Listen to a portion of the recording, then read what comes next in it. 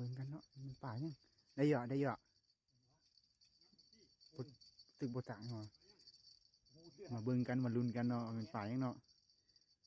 มันตอดเมื่อกี้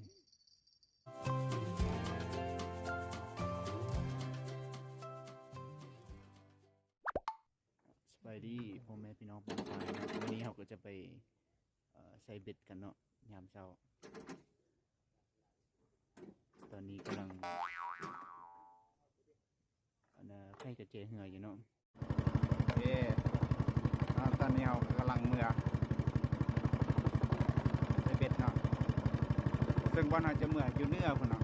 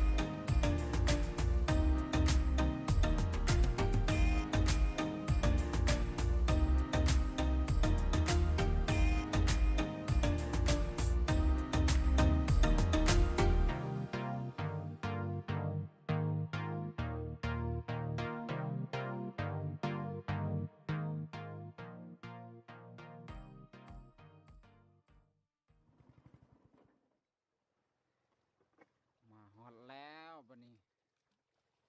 ฮอดที่ไม้เขาแล้วมือใส่บนประชุมกันอยู่เนี่ยมัน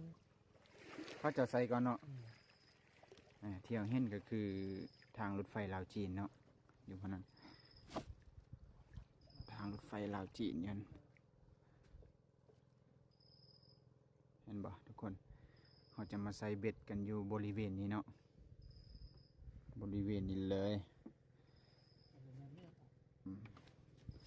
เอาเหือไปนี้ก็ได้ดิแล้วก็ยางมาเอาซะ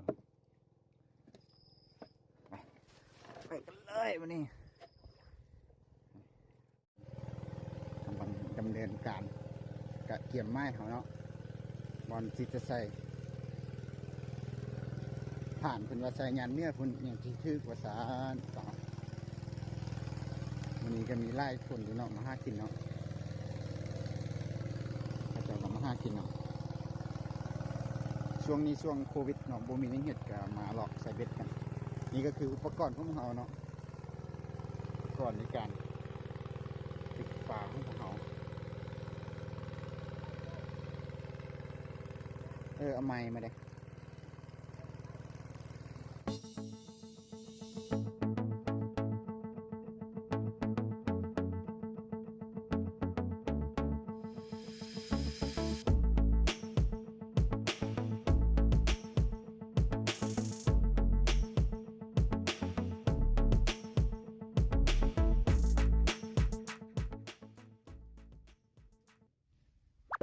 จะมาเบิ่งวิธีการผสม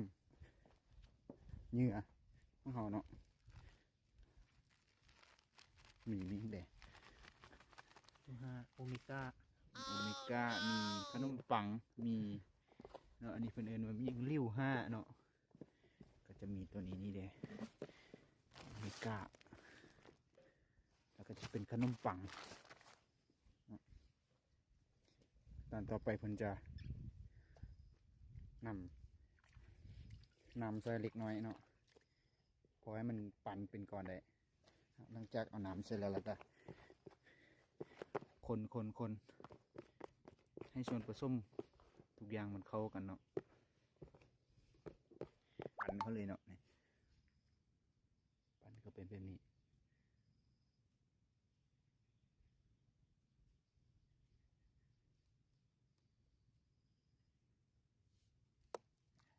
เขาจะมีเหงื่ออีกซึม มีเนื้อเชื่อมอีกเติม ฟู แล้ว ม เพิ่นว่าโอ้มันมีฟูมหรือฟองทะเลอะไรเนาะเม็ดฟองทะเลอะไร ใส่ไก่ อืมมีไส้ไก่อีกว่ะ แม่น โอ้อันนี้มันทีเด็ดเตี้ยนี่ มีไส้ไก่เด้มีไส้ไก่เด้มีฟองทะเลนี่เป็นไส้โอเคหลังจากเราได้อัน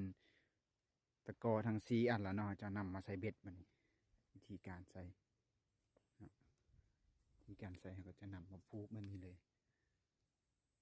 นำมามัดเลยนี่เลยเนาะ ใส่กิบ กิบเลยแบบนี้ไปแล้วพูน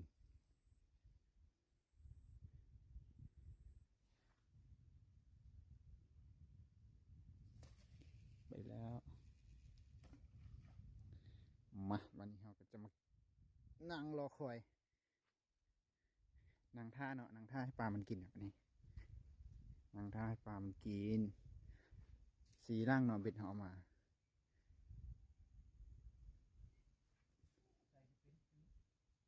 ลองเบิ้งครับมันบกินประมาณ15 นาทีหรือ20 นาทีนี่คันมันมีปลาหักมัดกินดอก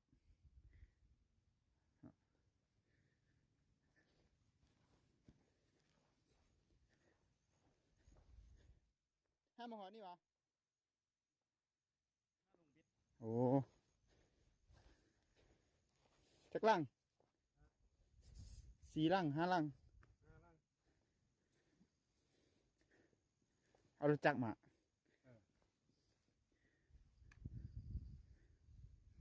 5 ลังเนาะโอ้เนื้อพุ่นมีขนแสบก็ไล่เนาะ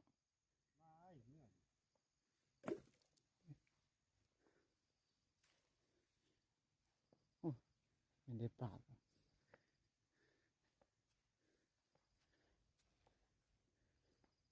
เนื้อพุ่นมีขนใส่เบ็ดก็ไล่เนาะ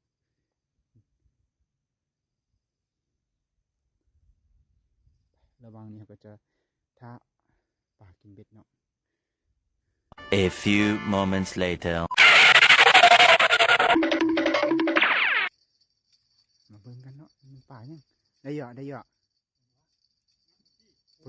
ตึกบต่างเหรอมาเบิ่งกันมาลุ้นกันเนาะมันป่ายังเนาะมันตอดเมื่อกี้มาแล้ว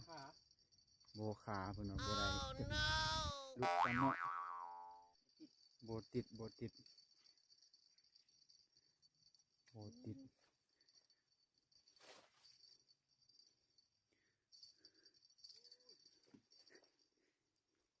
มีขี้เหงื่อเล็กน้อยไม่กี่ป่าตอดที่เนาะ ดึงอยู่นี่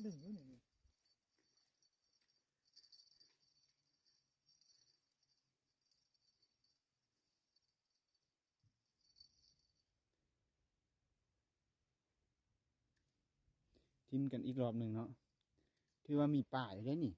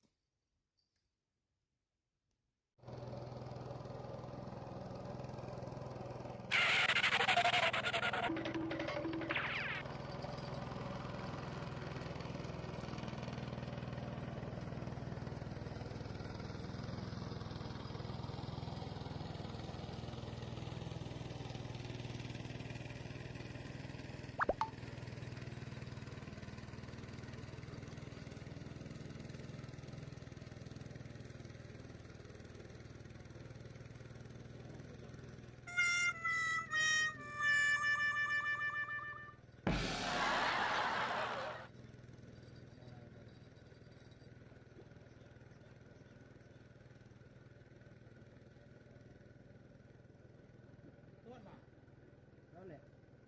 ก็เรา จริงๆนะตัวรู้ติดสิย้ายมือคุณเลยไหมย้ายมือคุณเลย เนี่ยมึงเหรอ ย้ายมันในห้องนะมีคนอื่นด้วย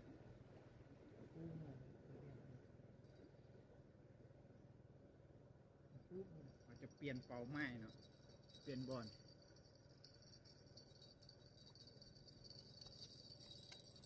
โอ้ยปวดเสีย ไม่จะเปลี่ยนบอลมาเนื้อพี่เนาะ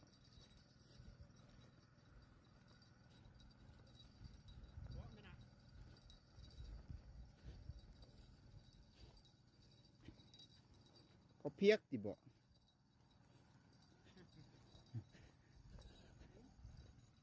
ดูแหละ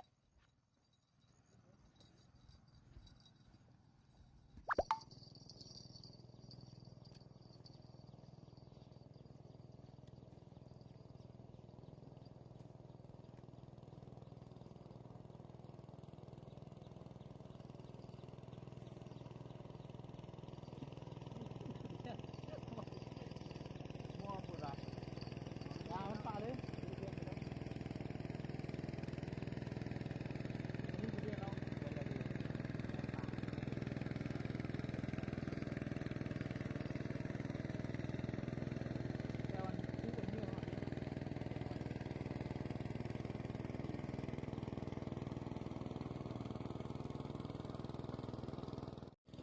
โอเคเขาได้ย้ายบอลแล้วเนาะเพราะว่าบอลท่านมันป่าบ่อยากหนี้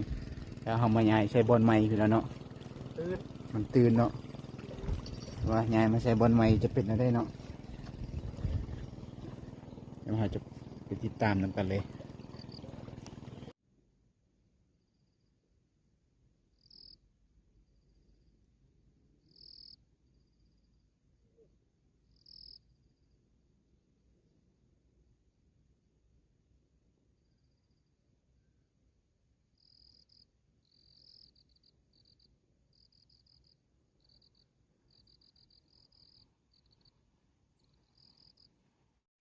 เนาะในระหว่างที่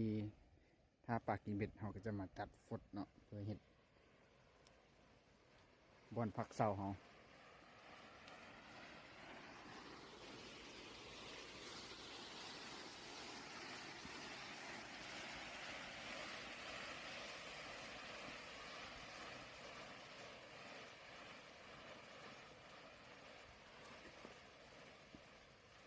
เห็ดตุ๊บหน่อยเป็น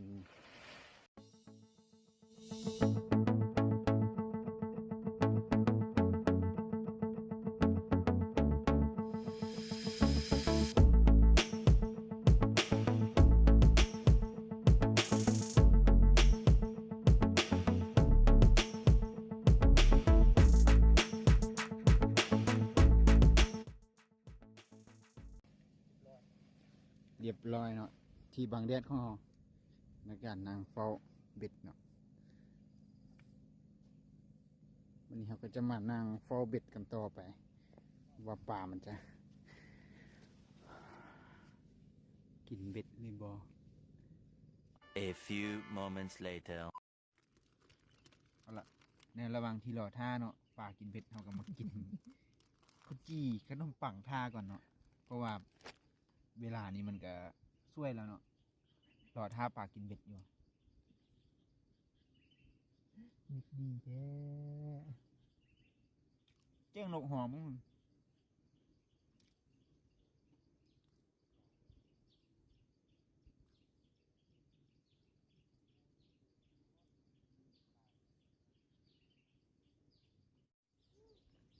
ทุกคนอยู่ด้านหน้าของพวกเราจะเป็นขั้วรถไฟลาวจีนเนาะซึ่งหน้าคลิปวิดีโอหน้าเราจะพาทุกคนเนาะขี่เรือขึ้นมาถึงคุณเนาะเพื่อมาใส่เบ็ดอยู่ถึงคุณเพราะว่าอยู่นี้มันป่าบกค่อนข้างจะกินเบ็ดปานได้นะมันค่อนข้างจะมิดเบ็ดของเรากับโบมีป่าจะมากินเลยเนาะแต่เราก็ต้องได้ติดตามเบิ่งว่าจะเป็นอะไรสถานการณ์เนาะว่าจะได้หรือบ่ได้มื้อนี้ก็ถือว่าคนมาใส่เบ็ดก็ถือว่าค่อนข้างหลายพอสมควรเนาะ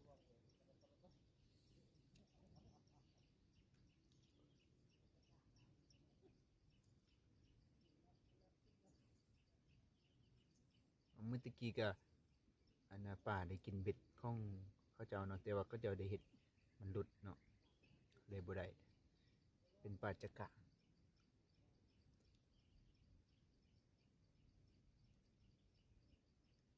บรรยากาศนี่ถือว่าดีหลายเนาะมื้อนี้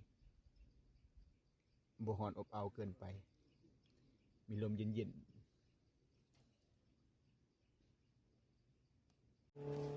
ทุกคนพอดีว่าตอนนี้เขาจะได้ตึกเบ็ดเลยไอ้ปลาจักระตัวหนึงเนาะจะไปเบิ่งกัน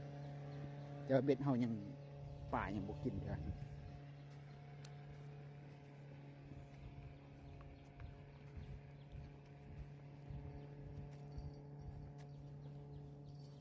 ป่ายังปลาจักระอ่ะ กินมื้อห้าที่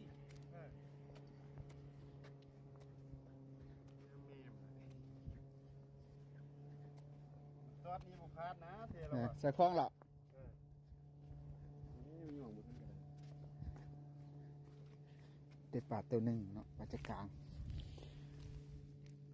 นี่เห็นนี่เห็นบ่ปลาจักระกับปลาหยอดจ้ะ มันกำลังมาแล้วเนาะ กำลังเข้ามาแล้วปล่อยเหงื่อมันย่นนะมันกิน กำลังอ้อยเหงื่อมันอยู่ไม่ได้เหงื่อร้อนบ่ ไ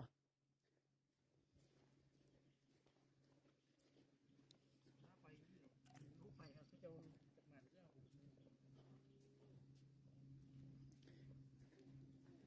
ถ้าไปมองกันได้ ยามรอบนี้ก็มีแต่เหงื่อคือเก่าป่ามันกำลังเข้ามาอืม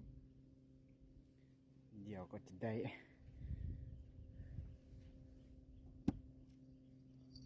อยู่ในลุ้น นกก็หลายแถวนี้เนาะ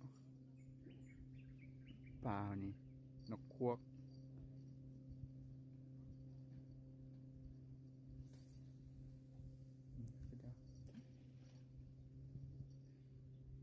เก็บผักเนาะก็จะมาเก็บผัก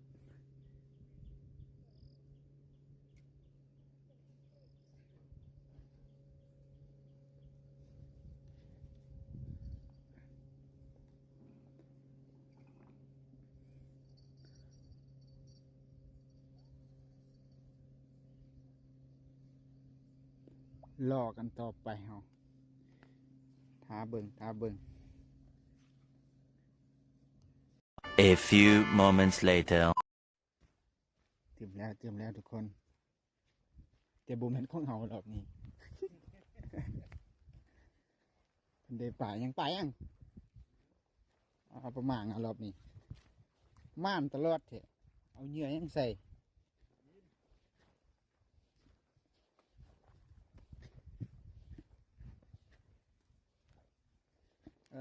โถเมาปิงเนาะ น้อยพุทธ น้อยโพดเมาปิงนี่ประมาณน่าเสียบขนาดเนื้อดินเด้นี่มีเนื้อดินไหมเจียมเนื้อดินนี่ม่านตลอดเด้เนาะ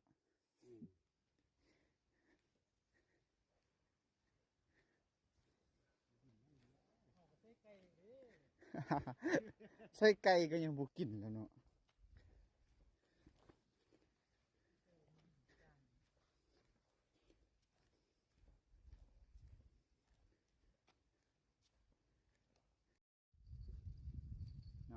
มื้อนี้ก็หลังจากเฮานั่งมาดนเติบแต่เช้าพุ่นเนาะก็บ่มีปลากินเลยเนาะที่ว่ามื้อนี้เฮาก็จะมื้อนี้พอสำนี้ก่อนเนาะแรงเราเฮาก็จะได้พากันปูเบ็ดเนาะแต่ว่าภายใน